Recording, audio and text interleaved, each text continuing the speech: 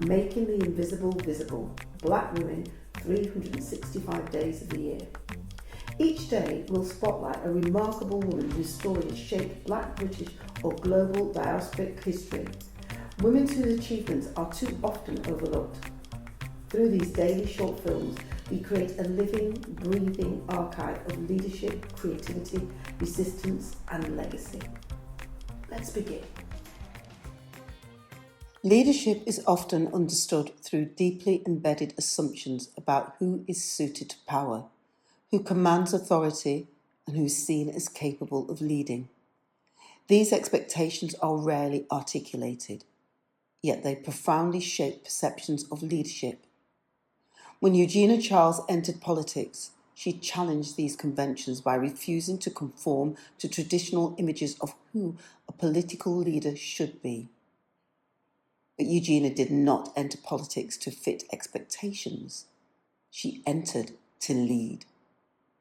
Eugenia Charles was born in Dominica, in a society shaped by colonial history, by the complexities of independence, and by the ongoing processes of defining what governance should look like in a post-colonial context.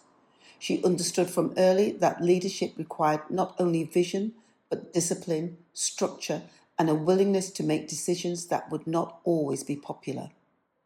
Eugenia studied law, trained and entered a profession that was not accustomed to women in positions of authority. There she learned quickly that competence alone is not always enough to shift perception, that presence itself can be read as a challenge, that occupying space can be seen as disruption. And yet, Eugenia remained. When Eugenia became the Prime Minister in 1980, the first woman to hold a position in Dominica, it was a moment that carried significance beyond the individual, but she did not approach it as a symbol. She approached it as a role, one that required decision-making, accountability, the ability to navigate complex political and economic realities. The country faced challenges, economic instability, political pressure, external influences. Eugenia understood that leadership in those conditions required firmness, clarity, and a willingness to act, even when those actions would be contested, even when they would be criticised. She was called the Iron Lady of the Caribbean, and while that name reflected a certain perception of Eugenia's leadership, what mattered to her was not the title, but the work itself, the responsibility of governance, the need to maintain stability, to ensure that decisions were made in the interest of history. Being a woman in that position meant that her leadership was often viewed through a different lens. The strength was interpreted differently. The authority was questioned in ways that it might not have been for others. But Eugenia did not allow that to shape how she led, because leadership is not about conforming to expectations, it is about fulfilling responsibility. Eugenia did not seek approval.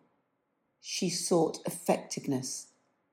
And in so doing, she contributed to shaping what leadership would look like, not only in Dominica, but more broadly, demonstrating that authority is not limited by gender, that presence in positions of power is not conditional, and that leadership is defined by action, by decisions, by responsibility. Thank you for joining us for today's story. Making the Invisible Visible is our commitment to ensuring that Black women's histories and contributions are recognised, valued and kept in daily circulation. Across 2026, we will continue to share these powerful narratives, 365 days of impact, brilliance and inspiration. Stay connected, join the conversation and help us champion the women whose journeys continue to shape our world. I'm Paulette Brooks, and I'm looking forward to seeing you tomorrow for the next story.